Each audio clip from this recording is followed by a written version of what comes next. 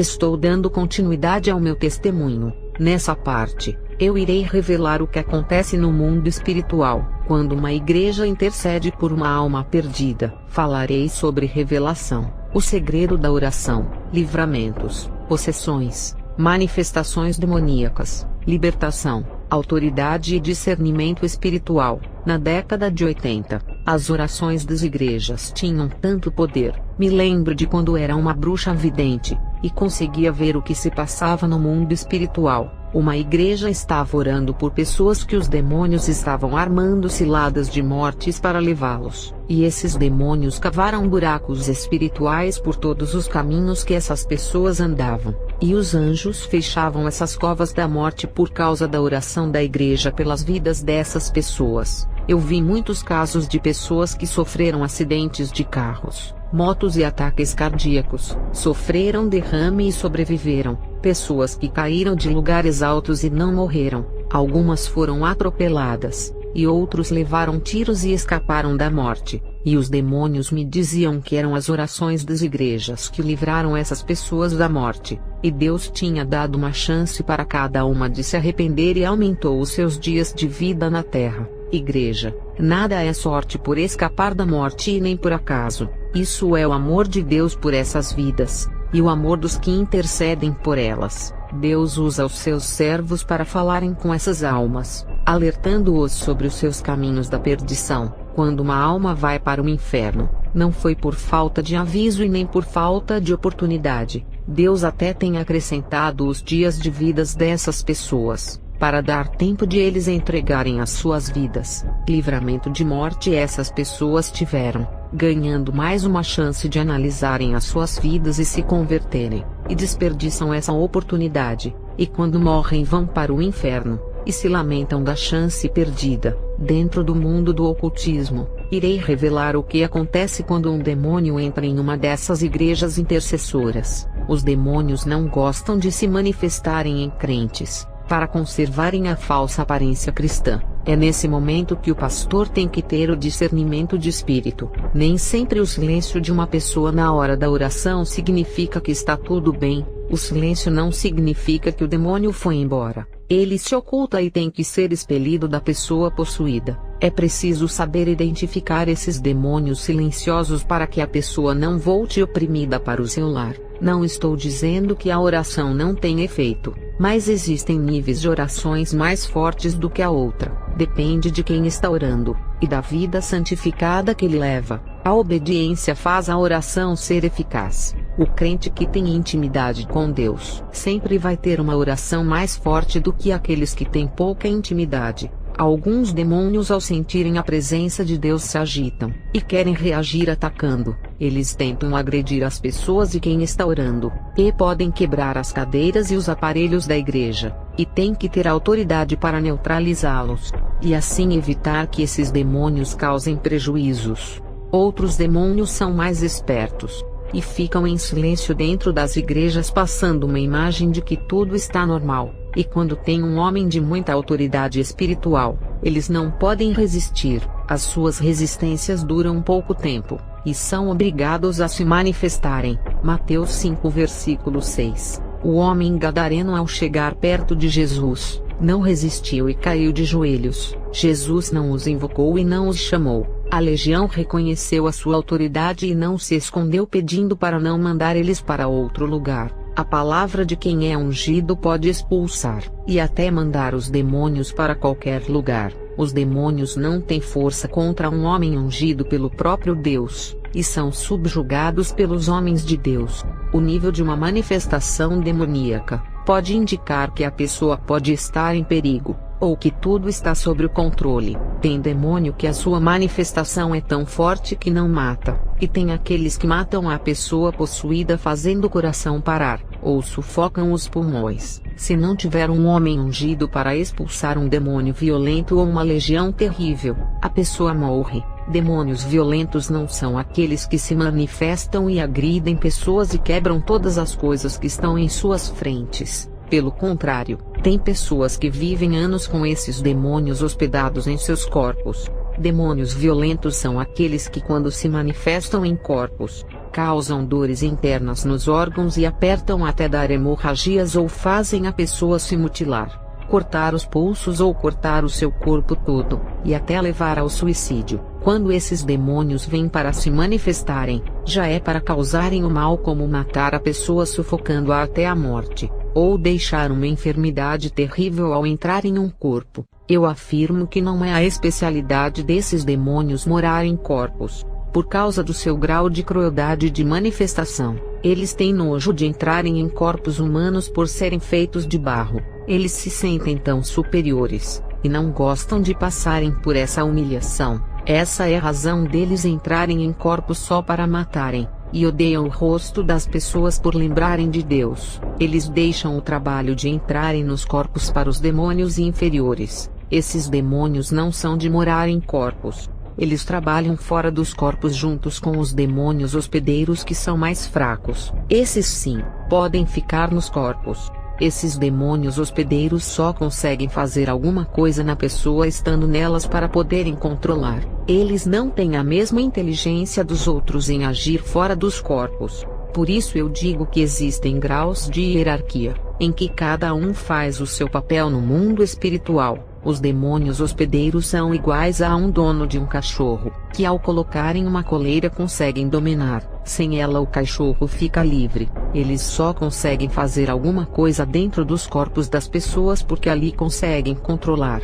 Já outros demônios têm a especialidade em agirem fora do corpo, armando ciladas no caminho, e criando coisas que fazem as pessoas pecarem. Esses são os mais terríveis. Os demônios agressores podem possuir uma pessoa, e fazê-la agredir outra pessoa, ou até mesmo matar. A pessoa fica agressiva e com instinto de fera. Esses tipos de demônios são neutralizados por um nome-chave. Esse nome é Jesus, que só tem poder na boca de um santo. Tem muitos demônios da enfermidade do corpo. Quando eu trabalhava na bruxaria, eu convivi com esses demônios. Eu trabalhei com demônios que não tinham olhos, parecendo cobra cega. Eles caminhavam e agiam através dos seus sentidos sobrenaturais. Eles não enxergam por não terem olhos, e quando possuem uma pessoa, causam cegueiras físicas dos seus olhos, e a pessoa passa a andar com uma muleta. E quando um ungido expulsa esse demônio, a pessoa passa a enxergar.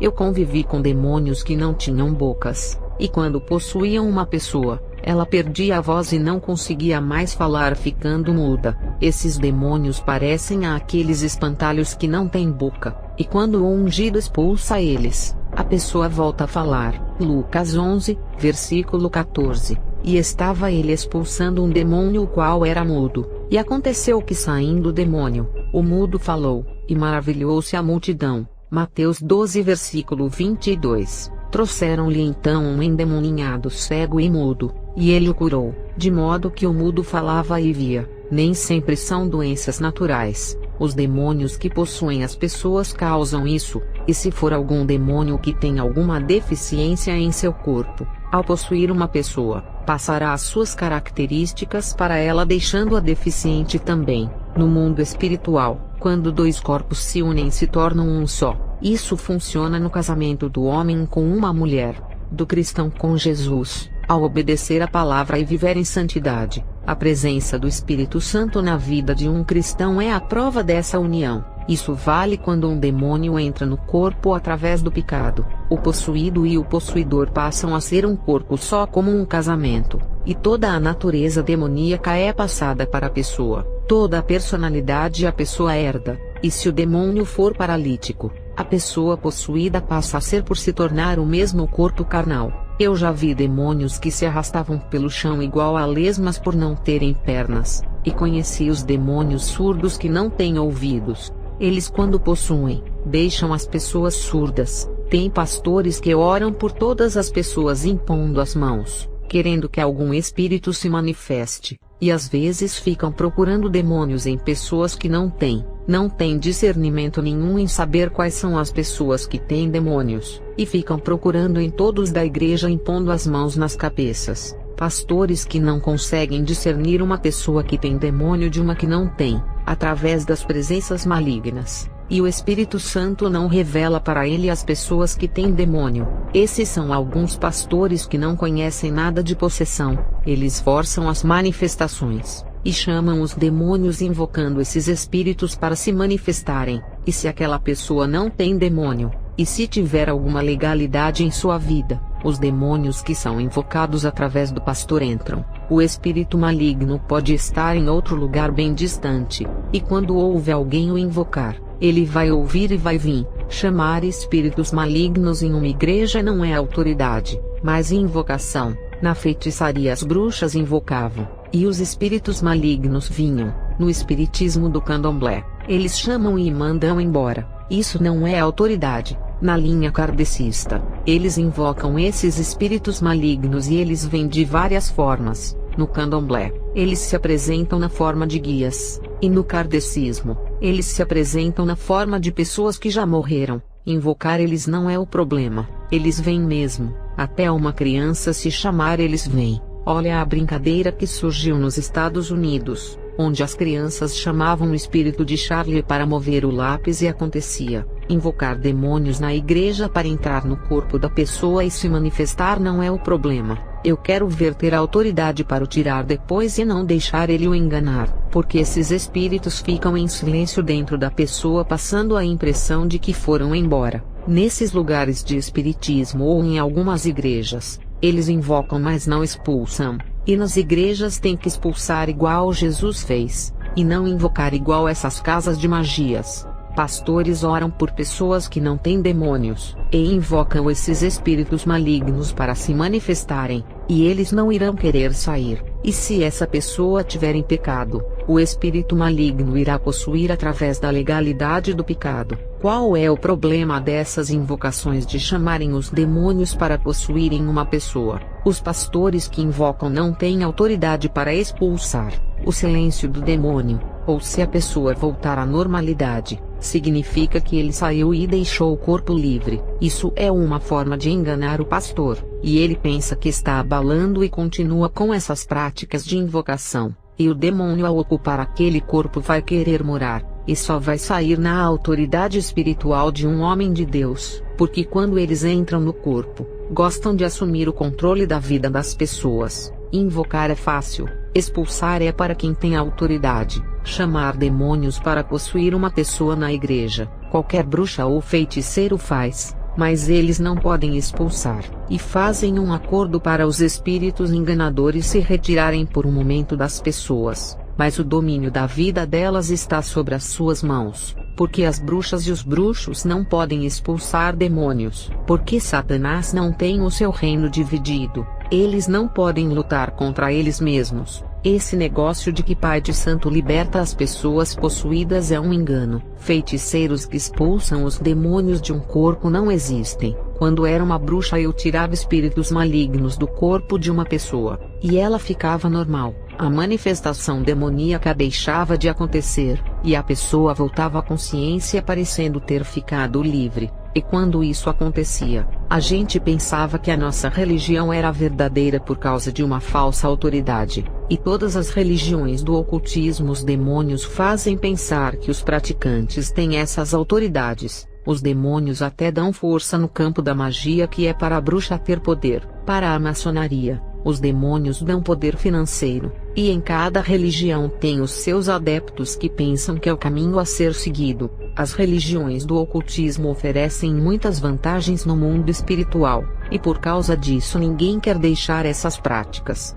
Elas morrem acreditando nesse caminho, e vão todos para o inferno. O mesmo engano que os feiticeiros passam, iludidos com essas falsas autoridades e poderes. Muitos cristãos que não são ungidos por Deus e não foram levantados por Ele são enganados da mesma forma. Eles vivem uma vida de qualquer jeito desagradando a Deus, e ficam invocando demônios para possuírem as pessoas que pensam que têm autoridade, e na hora de expulsar, os demônios param as manifestações e não saem, deixando a pessoa voltar ao seu estado normal, e a pessoa que não tinha demônio, ao pisar os seus pés nessas igrejas irão sair carregadas para o seu lar, e a sua vida vai piorar a partir daquele dia. por irem buscar demônios em suas vidas nos lugares errados. A culpa é das pessoas que gostam de fazer filas para pedirem orações a quem não conhecem. Cuidado com essas igrejas neopentecostais que mexem com prosperidade,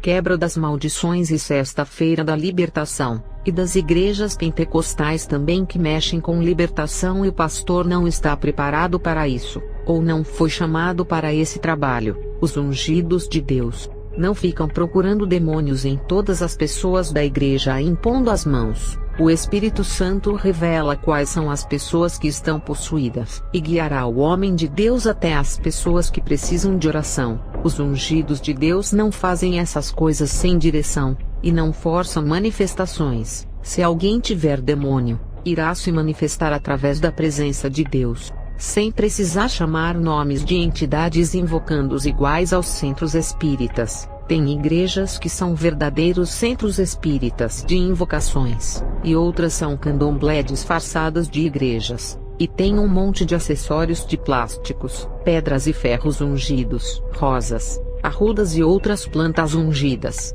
Quando o pastor é ungido por Deus, a manifestação acontece naturalmente sem precisar forçar, e o demônio não pode ficar enganando o pastor, o fazendo pensar que a pessoa está livre. O homem de Deus recebeu autoridade espiritual, e apenas uma palavra sua, o demônio é obrigado a obedecer e sair, porque são submissos às autoridades espirituais de Deus, tanto angelical quanto do servo fiel. Pastores que ficam procurando demônios, eu falo, não saiam impondo as mãos sobre todos, e orando pelos membros pensando que alguém irá se manifestar. Isso irá desgastar você. E tem membros em sua igreja que vive uma vida santificada, e talvez seja o Senhor que precise da oração dessas ovelhas que têm mais comunhão com Deus do que você, e estão mais revestidos. Se não tem autoridade e ainda está no processo de preparação, não entre em confrontos espirituais com os demônios. E esse negócio de desfazer as obras de feitiçaria nos montes,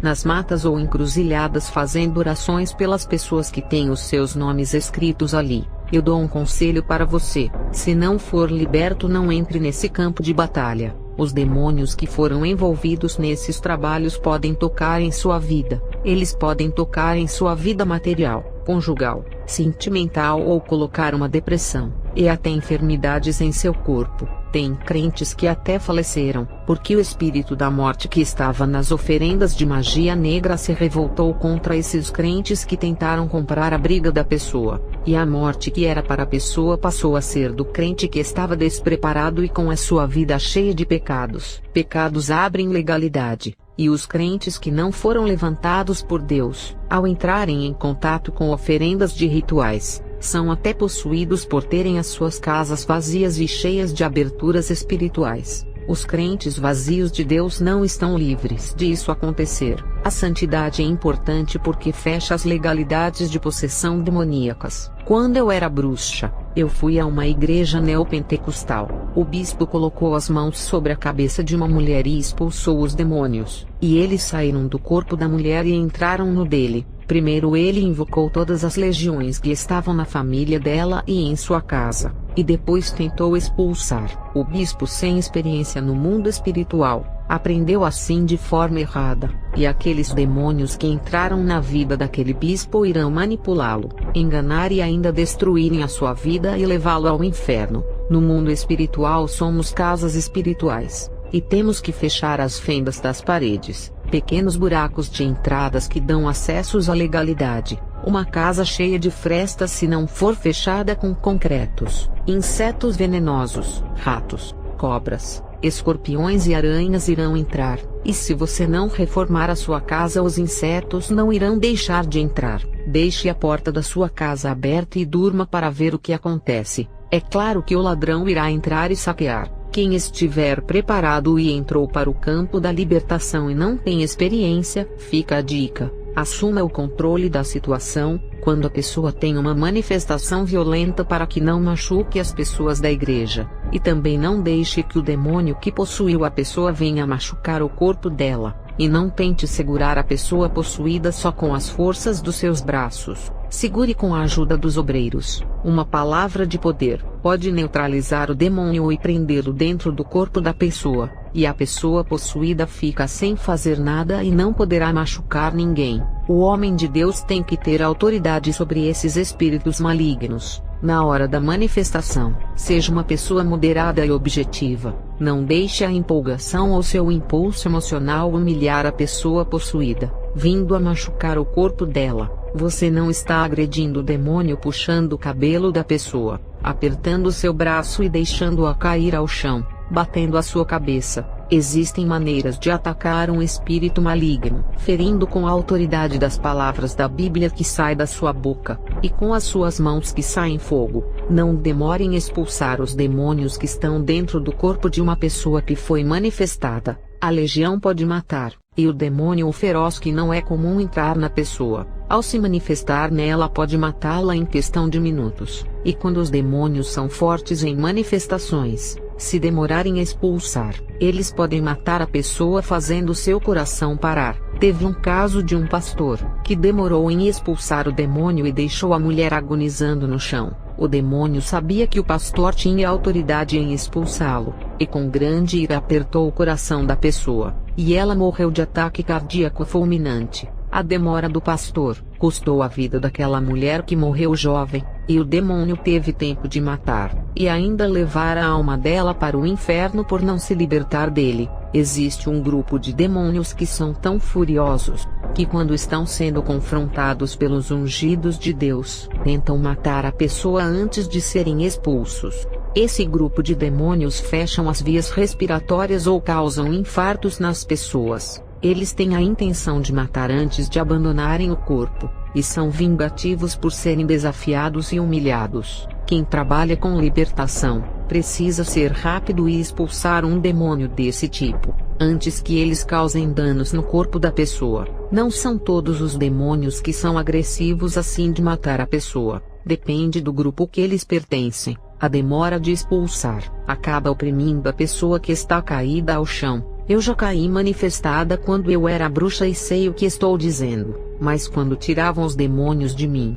senti um alívio, mas eles voltavam porque eu era bruxa e não queria me converter. A minha casa não podia ficar vazia, e os demônios entraram. Quando uma pessoa fica livre de um espírito maligno, ela tem chance de se encher da palavra de Deus, e atrair o Espírito Santo. Quando um pastor expulsou os demônios de mim, em 1994, quando eu me infiltrei em sua igreja, por um momento eu fiquei livre, mas quando saí de lá, voltei a praticar as obras de bruxaria e os demônios voltaram. Quando uma pessoa está possessa e o demônio se manifestar, não agrida a pessoa e não a faça de palhaça expondo a fazer um monte de coisas na igreja. Tem pastores que mandam o demônio dançar funk, fazer pose sensual e ainda deixar acusar os membros da igreja. Não precisa fazer todo esse teatro na igreja, porque o povo que é espiritual já sabe que os demônios fazem tudo isso.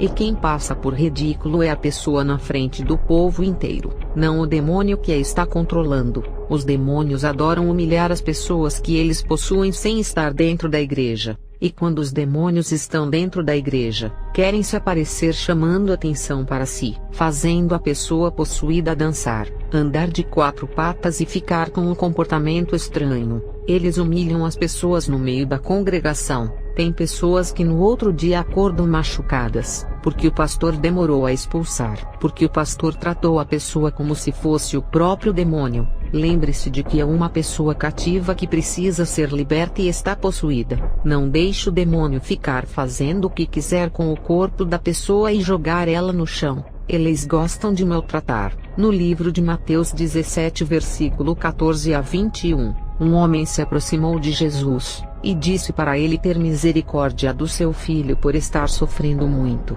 O demônio, quando possuiu o corpo daquele menino, jogava ele na água e no fogo. Jesus expulsou aquele demônio, e ainda disse que espíritos daquela espécie saíam com jejum e oração. E tem demônios que gostam de castigar o corpo das pessoas que são possuídas. Tem pessoas que se cortam com vidros e bebem o próprio sangue. Eles fazem as pessoas comerem animais, insetos e até carne de gente. Eles escravizam as pessoas para passarem por essas humilhações, porque odeiam a humanidade por ser a criação perfeita de Deus. e tem pastores que apertam o corpo da pessoa possuída, fazendo a mesma coisa que os demônios fazem, que é machucar. Tudo o que você fizer com o corpo dessa pessoa, estará machucando a ela e não o demônio que a possuiu. Demônios são espíritos, e não se machucam quando o pastor fere o corpo de uma pessoa. A única coisa que fere um demônio é usar a palavra de Deus falando versículos da Bíblia.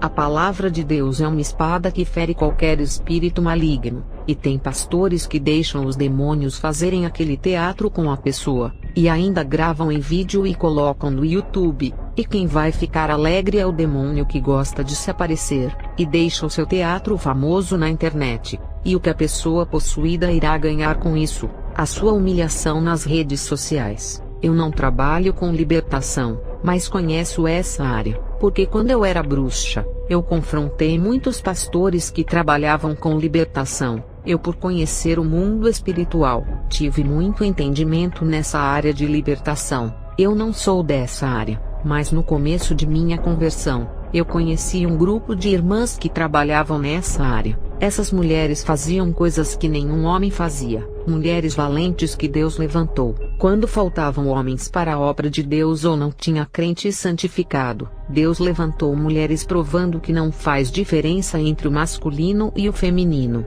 Irei revelar sobre o ministério de profecias e revelações. Hoje, servindo a Deus, eu só falo quando Deus manda. Posso ver qualquer pessoa da minha igreja fazendo coisas erradas. Eu não fico tocando e nem dando cajadada na pessoa. Tem crentes que não vigiam, e quando vê um irmão que ainda é fraco na fé de short na rua, esse crente, quando tem uma oportunidade para louvar ou falar uma bênção na frente do púlpito, ele começa a jogar indireta sobre o short do irmão que não tem conhecimento da palavra de Deus por estar começando, e o irmão novo convertido fica triste e não volta mais para a igreja. Às vezes se desliga da igreja e deixa de ser membro. Conheci um crente que congregou com o seu vizinho que sabia de toda a sua vida. Eles eram amigos, e o vizinho ouvia muito esse crente falar da sua vida. E um dia, o vizinho foi pregar a palavra de Deus, e o vizinho começou a falar da vida do irmão que falou os seus problemas.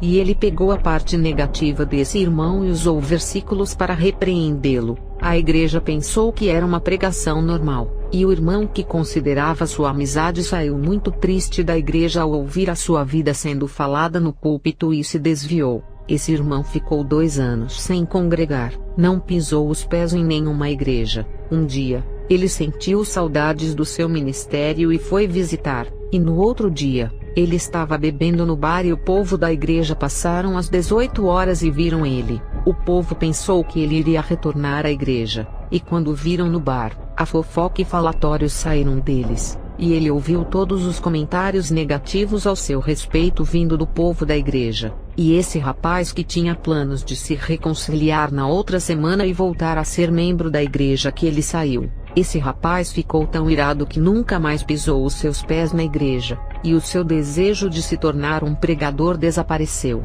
Esse rapaz ficou tão revoltado que se afundou na bebida, e faleceu de cirrose indo para o inferno. Antes dele morrer, esse rapaz desabafou para mim, e guardava mágoas do povo da sua igreja. Ele morava em minha vila, e mesmo eu sabendo do mal que essa igreja causou entregando a alma dele a Satanás, eu recebi oportunidade para falar o meu testemunho de conversão nessa igreja que o maltratou. Eu não congrego lá, e recebi um convite e conversei com o meu pastor e fui. E mesmo sabendo da falta grave dessa igreja, eu não falei nada do erro deles. Muitos são tomados pela emoção, e deixam a ira entrar no coração e mandam o cajado. Agora, quem é guiado pelo Espírito pode ver os piores erros, e só fala quando Deus manda. Aprendi uma coisa: nem tudo o que Deus revelou significa que deve ser entregue. Teve uma revelação que Deus me deu sobre essa igreja, que compactuou com Satanás para o rapaz não voltar ao ministério e se reconciliar.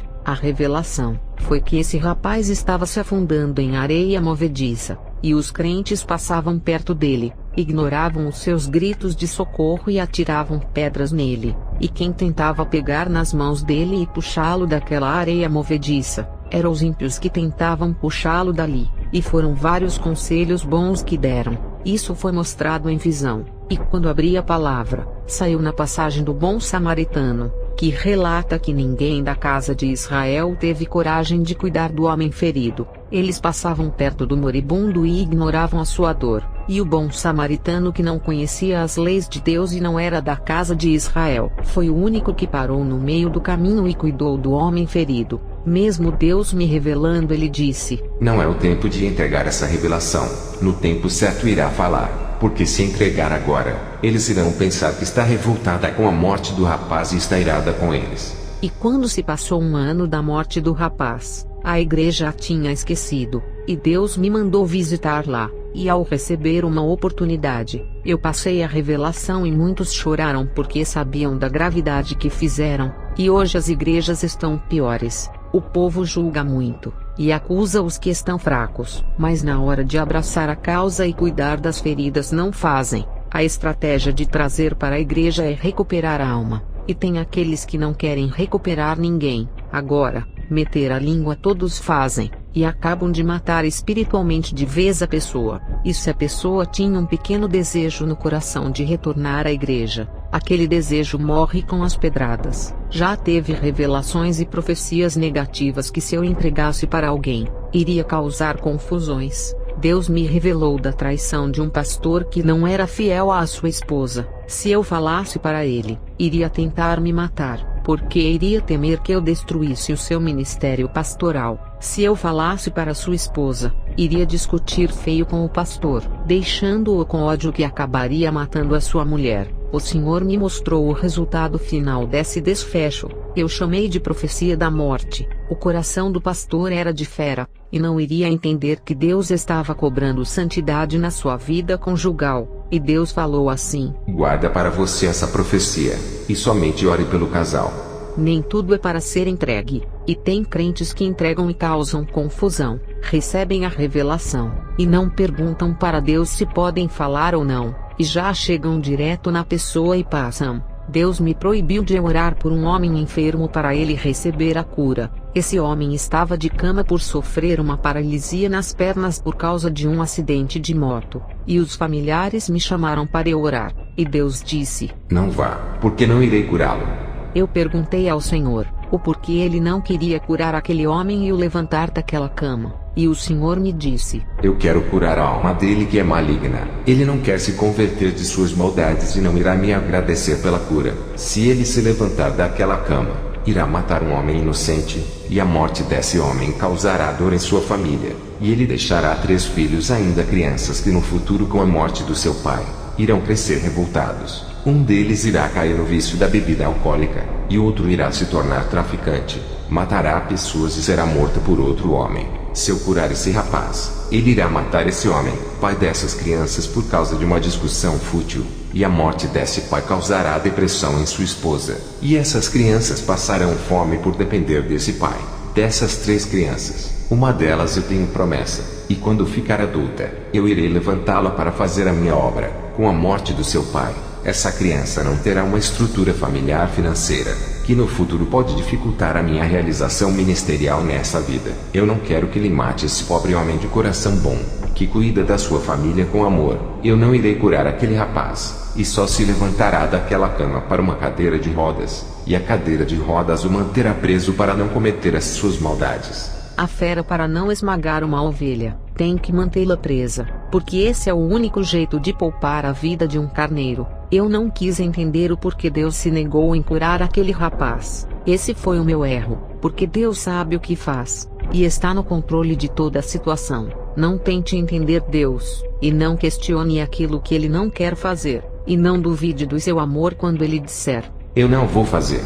Ele é justo no sim e no não. A cura daquele rapaz iria trazer um transtorno para uma família que causaria um ciclo de maldição. Um abismo chamaria outro. A cura do rapaz traria um mal muito grande, tipo um efeito dominó que atingiria o futuro. Irei dar o exemplo do que aconteceria. O pai das crianças seria a primeira pedra do dominó que iria cair, e depois todas as pedras iriam cair uma por uma. A morte daquele pai de família iria trazer um ciclo de vícios, mortes e maldições futuras. E Deus, com a sua forte mão, proibiu isso. Com essa revelação, eu aprendi que Deus sabe o que faz e tem o controle. E muitas das vezes, ele se recusa a fazer algo para evitar que coisas piores aconteçam. Então não fique triste porque Deus se recusou a abrir aquela porta de emprego. Tem emprego que vai lhe tirar dos cultos à noite, e o seu tempo de orar. Tem empresa que vai lhe mandar para longe de suas famílias, e ainda irá te desviar. Tem empresas que ensinam os funcionários a mentir, e até subornar oferecendo dinheiro com grande valor,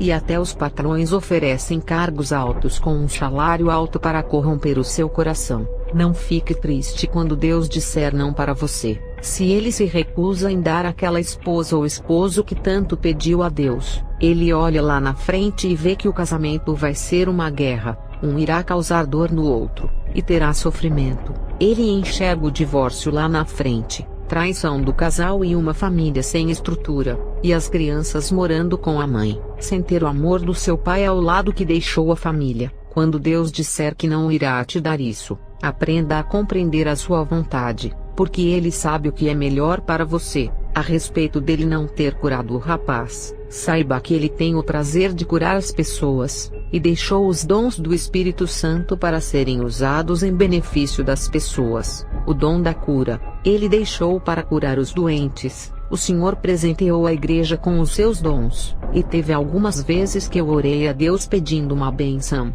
e ele disse não, e eu teimosa disse, por que Senhor? E ele não me respondeu porque ele é Senhor, e eu apenas uma serva. O servo não pode questionar a decisão do seu Senhor, mas deve obedecê-lo sem questionar, e mesmo sem entender o motivo da sua negação, e porque ele não realizou tal coisa, temos que nos lembrar de que ele é Deus e sabe o que faz. Ele sim, pode questionar as nossas decisões por sermos falhos e não sabermos a direção certa em nossas escolhas. Estarei encerrando esse vídeo, e darei continuidade em outro vídeo.